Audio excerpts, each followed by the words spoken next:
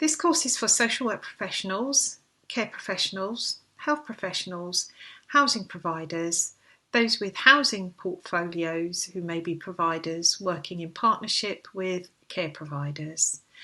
This is not a get-rich-quick scheme or information. This is information to people who may have worked in any of these professions or with these services for quite a while and have always wanted to set up their own care agency but never thought that this was possible for them. Well, it is now. You can follow along with our training, but you do need to know that it will take a lot of dedication and commitment and hard work. Currently, there's a high demand for supported living schemes in many areas, and local authorities want to work with providers to develop new services which are of good quality, best value, sustainable, and person-centred. The content of the information that we'll be sharing with you over videos have been well researched. They benefit from the experience of social care providers and trainers. We give you examples because success leaves clues. You will be provided with links throughout the training and a workbook, a PDF with clickable links, and your own personalised planner. The training is divided into videos and modules, and this is Module 1, Different Models of Supported Living Scheme Businesses. In Module 1 we'll cover what are supported living schemes, ensuring a person-centred approach in your business, the difference between supported living schemes and care homes, different types of supported living schemes, what is personal care / domiciliary care. What are supported living schemes? Supported living schemes provide people with learning disabilities and physical impairments the opportunity to own or rent their own home and have control over the support they get, who they live with and how they live their lives. It's an alternative to residential care and offers choice of the right amount of support, how and when the service user needs it. Supported living schemes aims to help people live a fulfilled and enriched life. Supported living is a form of support provision to service users offered by a provider within their own home, and it can consist of both regulated and unregulated activities. A regulated activity. The UK government offers guidance to housing providers about offering housing with care. This care provision is called a regulated activity. The regulation for regulated activity when talking about supported living is the Health and Social Care Act 2008, Regulated Activities, Regulations 2014. We suggest that you go to the Department of Health's website and download this brochure. So, features of supported living schemes are suitable property, a moving in and moving on process, tenancy contracts, outreach support, regulated activities. Services available within them are services in someone's home, accommodation, specialist service users, learning disabilities as users, physical impairment as service users, personal care, and caring for adults aged under 65 years old. So as we said, success leaves clues, and we've given you some examples of current supported living schemes, businesses that you might want to go and take a look at to see how they do theirs. We suggest that you continue to do this research as part of your workbook, looking to see how other people have set up their supported living schemes and also their registration criteria, what they have achieved under the CQC. We'll talk some more about CQC later on in the training. Ensuring a person-centred approach in your business. The Care Act 2014 has put social care on a modern legislative foundation with a focus on prevention and well-being. Being person-centred is about focusing care on the needs of an individual, ensuring that people's preferences, needs and values guide intervention decisions and providing care that is respectful of and responsive to them. You do need to know the Care Act 2014, so we suggest as well that you do some searches on Google and find out all about person-centred care and the Care Act 2014. This is what the CQC says. Person-centred care is one of the 13 fundamental standards of care that the Care Quality Commission, the independent regulator of health and social care in England, requires healthcare providers to meet.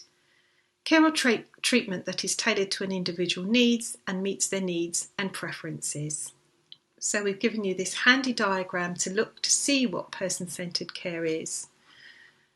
Person-centred care consists of supports independence, honours choice, improves quality of life, empowers residents, enhances dignity, and promotes positive well-being. The Health Foundation, another very interesting place to go and find information about person-centred care, gives principles of person-centred care, and we've made you this handy diagram as well to see what it says. The 4 principles of person-centred care are affording people dignity, compassion and respect, offering coordinated care support or treatment, offering personalised care support or treatment, supporting people to recognise and develop their own strengths and abilities to enable them to live an independent and fulfilling life.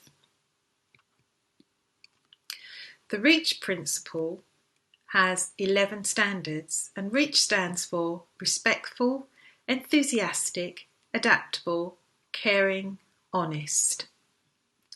As we said, it's important to start your business and your ideas with the understanding of what person-centred care is. So we suggest that from this time you look at it from a service user's perspective, and the REACH principle and its 11 standards helps us to do that. So a service user chooses who I live with, where I live, if I have my own home, how I am supported, who supports me, if I get good support, my friends and relationships, how to be healthy and safe, how I am part of the community, I have the same rights and responsibilities as other citizens, I get help to make changes in my life. What's the difference between a supported living scheme and a care home? So, in a supported living scheme, the care people receive is personalised and centred around their needs. People have a tenancy agreement, which means their home is more secure as they are protected by law. Often there's more integration with the rest of the community, and people have more choice about where they live and who they live with, if anyone. People have more personal space too. They have greater rights. For example, they can choose their support staff, and they can choose who enters their home, and they can choose how they decorate their home. And in some instances, they may be entitled to different benefits, which gives more income for people to live on and be independent. In contrast, residential care has a more standardised level of care for all. The individual is a patient or client of the care home, so not so independent. Sometimes they're located on campuses away from the rest of the community with less personal space, and people may be less involved in decision making about their environment and support provision. We recommend that you visit Optimum Care, where they have a very handy, frequently asked question which covers the difference between a supported living scheme and care homes. Now we're going to look at the different types of supported living scheme models. And here are some different models for supported living. It's better to consider it, as we said, from a person-centred approach instead of from your business model at this stage, so that you can understand some of the compliance issues. A person lives on their own in a rented or owned property, and they get an individual support package is one model. The rest of the models are a person sharing with others in a rented property and each person getting an individual support package. A person gets a support package, extra care or sheltered housing, lodging in someone else's home. A person gets an individual support package, living in an extension to a family home and getting an individual support package.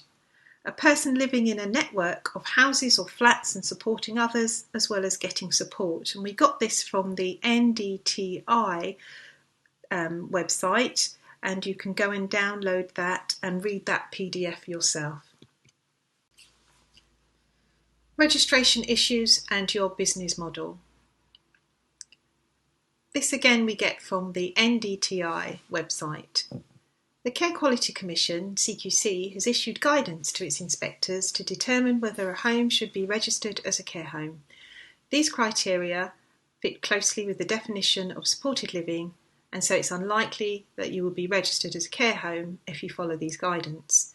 The separate providers of accommodation and care do not need to coordinate their work and are not accountable to each other. People who use the service have real choice. For example, they can change their care provider without jeopardising their accommodation rights. People using the service have exclusive occupation and can deny entry to others, even carers. The tenancy can be assigned to someone else. Occupants can remain even if they no longer need a care service, and there's separate contracts for the care and accommodation.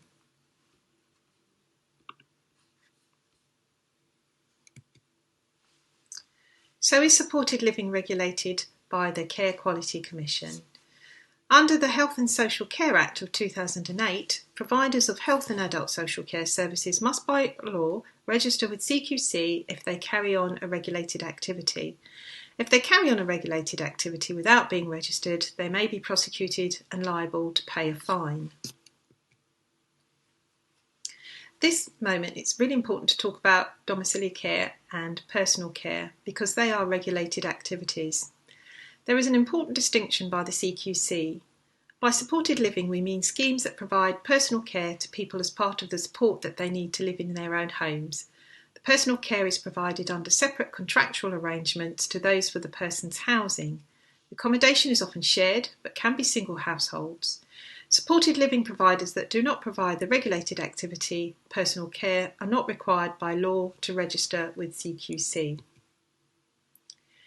So we've put together some links for you to begin your registration for CQC, and these links are in your PDFs and you will be able to follow along with them using your workbooks.